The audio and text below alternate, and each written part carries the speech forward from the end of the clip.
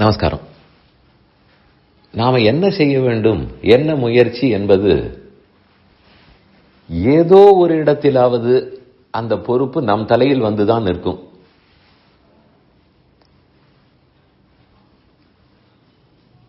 இதை நான் செய்ய முடியுமா, இதை நான் செய்ய முடியுமா, இது முடியவில்லையே, இது முடியவில்லையே நம்ம சொல்லி சொல்லி பார்க்கலாம். ஒரு உதாரணம் சொல்லுகிறேன். ஏதோ உடம்பு சரியில்லை என்று வைத்தியரிடத்தில் போனோம். இந்த ஆகாரம் எல்லாம் தப்பாக சாப்பிடுகிறீர்கள், இதெல்லாம் கூடாது, உங்களுக்கு நல்லதல்ல, இதெல்லாம் மாற்றிக்கொள்ளுங்கள்னு சொன்னார். இல்ல, அந்த ஆகாரம் எல்லாம் என்னால மாற்ற முடியாது, சாப்பிடாமல் இருக்க முடியுமா? உங்களை சாப்பிடாமல் இருக்க சொல்லவில்லை, இன்னென்னத்தை சாப்பிடாதீர்கள்னு சொன்னோம். இல்ல, அது என்னால் முடியவில்லை. சரி, அதற்கு பதில் இந்த மருந்தையாவது சாப்பிடுங்கள் என்று அடுத்து வைத்தியர் சொன்னார்.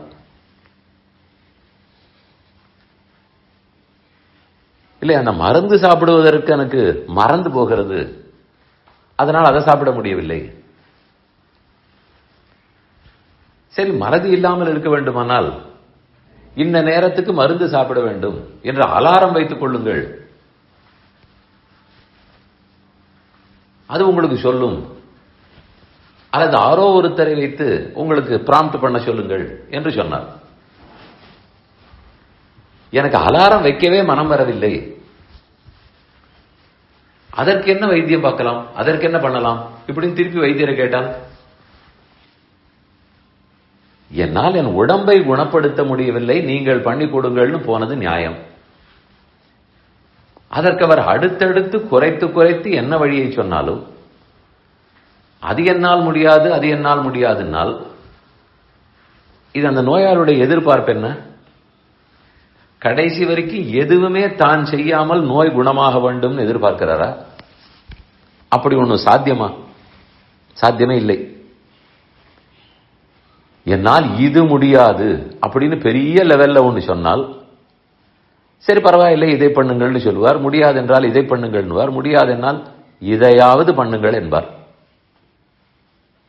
எதுவும் முடியாது, எல்லாவற்றையும் நீங்களே பண்ணி எனக்கு வைத்தியம் பாருங்கள், எனக்கு உடம்பு குணமாக வேண்டும் என்றால் அது ஆகாது. அது எப்படி அவர் செய்ய முடியும்? எங்கோ ஒரு இடத்தில் அந்த பொறுப்பு நம்மிடத்தில் தான் வரும். அதுபோலத்தான் ஆன்மீகத்திலும்.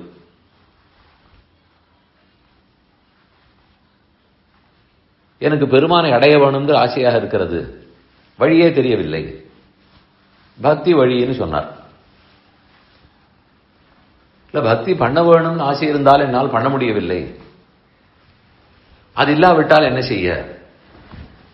சரி பரவாயில்லை, அந்த அளவுக்கு பக்தி வேண்டாம், நாமங்களை சொல்லுன்னு சொன்னார். அது உட்கார்ந்து பகவானுடைய நாமங்களை சொல்லுவதற்கு எனக்கு பொறுமை இல்லை, வேற ஏதானும் சொல்லுங்கள். சரி, 2 மலர்களை எடுத்து அர்ச்சனை பண்ணுன்னு சொன்னார். அதற்கே எனக்கு மனம் இல்லை, அதுவும் வருவதற்கு வேற ஏதாவது சொல்லுங்கள். சரி, 2 நிமிஷம் அவரை பத்தி நினைப்பாய், அதையாவது செய்யுங்கள். இல்லை, எனக்கு நினைக்கவே தோன்றவில்லை.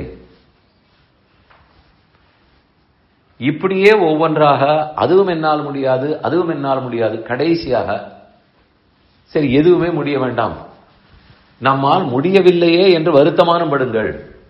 இல்லை, அதுவும் முடியாது. இதெல்லாம் முடியாது என்று தானே உங்களிடத்தில் கேட்கிறேன், நீங்கள் ஏதாவது செய்து எனக்கு வரவழையுங்கள். இதுதான் சற்று சாத்தியமில்லாத, நடைமுறைக்கு ஒவ்வாத பேச்சு. உயர்நிலையில் ஏதோ ஒன்றை முடியாதுன்னு சொன்னால் குறைத்து குறைத்து குறைத்து சொல்லலாம். எதுவுமே முடியாதுன்னால் பள்ளிக்கூடத்தில் மட்டும் இடம் கிடைக்குமா, கல்லூரியில் இடம் கிடைக்குமா, வேலை தான் கிடைக்குமா, கல்யாணம் தான் ஆகுமா? எதுவும் ஆகாது. ஏதோ ஒன்றை எங்கோ நாம பொறுப்பு ஏற்றுக்கொண்டுதான் ஆக வேண்டும், அடிப்படையிலாவது ஏற்றாக வேண்டும். அதனால் எல்லாவற்றையுமே வெறுமனே கேள்வி கேட்டுவிட்டு அது முடியவில்லை என்றுதானே உங்களிடத்தில் வந்திருக்கிறேன், இதை கொண்டு தப்பிக்கலாம்னு நினைக்கவே வேண்டாம். இந்த விஷயத்தில் நமக்கு சிலதை சாதிக்க வேண்டும், அதன் பலன் மட்டும் நமக்கு வேண்டும் என்று இருந்தால் அது நடக்க வேணுங்கிற விருப்பமாவது நம்மிடத்தில் தான் இருந்தாக வேண்டும். எனக்கு அதை பற்றியெல்லாம் ஒன்றுமே இல்லை, நடந்து விடுமான்னு கேட்டால் நடக்காது. அது எல்லாவற்றையும் பிரத்தியாரிடத்திலேயே பொறுப்பை விட்டுவிட்டு நாம் பொறுப்பில்லாமல் பலனை அனுபவிக்கலாம்னு நினைக்க போனால் அந்த பலன் கிட்டாது. இந்த விஷயத்தை அவரவர் வாழ்க்கையில் சற்று வைத்து பாருங்கள். எது நாம் நடக்க வேணும் நடக்கவில்லைன்னு நினைத்து கொண்டிருக்கிறோமோ அது எதனால் கீழே கீழே போய் எங்கேயாவது நாம் பொறுப்பை ஏற்றுக்கொண்டு செய்திருக்கிறோமான்னு பாருங்கள்.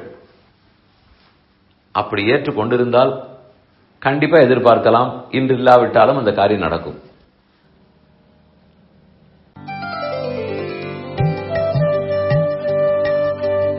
இந்த என் பணி ஆடியோவை உங்களுக்காக வழங்கியவர் வேலுக்குடி ஸ்ரீ கிருஷ்ணன் சுவாமி. இந்த ஆடியோவை தினமும் உங்கள் மொபைலில் பெற கிஞ்சித் என் பணி KINCHITENPANI என்ற ஆப்பை கூகுள் பிளே ஸ்டோரிலோ அல்லது ஆப்பிள் ஐஸ்டோரிலோ டவுன்லோட் செய்து கொள்ளவும். தினம்தோறும் இது போன்ற உபன்யாசங்களை கேட்டு மகிழவும்.